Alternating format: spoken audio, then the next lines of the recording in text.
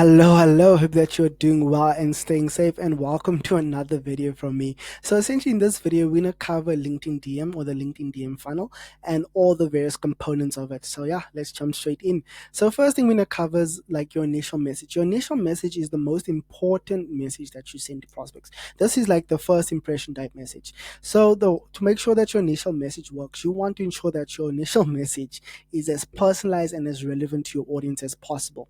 These are the two most important factors when creating initial message: personalization and making sure it's relevant. So from there, you're going to send your two, so they're going to reply like, yes, I would love to learn more about your service, blah, blah, blah.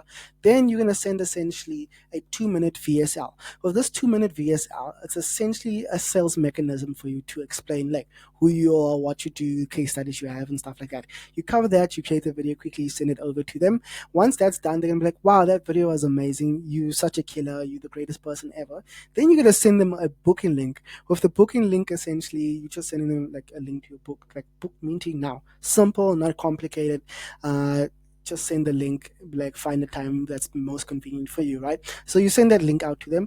Then they book in a sales call essentially. So that's essentially how, like in an ideal world, every message you send, they're like, yes, I would like more information. Yes, blah blah blah. But there's certain things we don't live in a perfect world where you're going to send an initial message and no one's going to reply. So this is where you need your follow-ups. I suggest having two follow-ups in place. I've tested more follow-ups, but I'll say two follow-ups from your initial message is like a good safe one. More follow-ups, I don't really see the benefit, and that's where you start getting a lot of blocks, negative replies and stuff like that. So two follow-ups, ideal. Then from your 2-minute VSL, you're going to find a situation, you send your VSL to them, and you send it to them and they just ghost you again, right? So this is where you can send about 3 to 5 follow-ups. So you can send more follow-ups here, like 3 to 5 follow-ups versus here, because this is a warmer audience, right? We know they're interested, so it's the messaging's like so much more relevant to them specifically. We know they're interested, so you can like, push it to 3 to 5 follow-ups. Then additionally to that, you send them, they say yes, next scheduling a call, they send you the booking link. Now you send them booking link again, they ghost you again. This is where you have your next round of follow-ups, essentially where you send 3 to 5 follow-ups as well to ensure that they jump on a call with you. Then additionally to that, they're gonna jump on a call with you, but there's a chance they will not pitch to the call.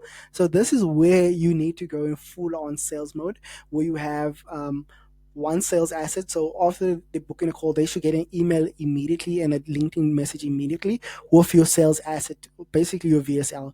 You're gonna send your VSL to them, essentially breaking down, like instead of the mini VSL, you're gonna have a more longer VSL. You're gonna send them that information so they know what you can do, they know more about your service, they're more prime, they become a warmer lead basically on the sales call. So this makes your sales call a lot easier.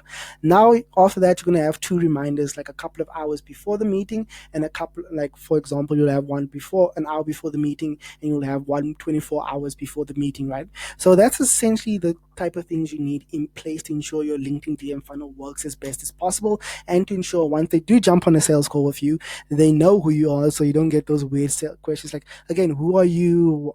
You know, the type of weird questions you get on sales calls. So they're warmer to you specifically. So yeah, that's basically how you use content, sales assets, DMs, to make sure that you're booking calls and you're able to convert them into clients on those calls.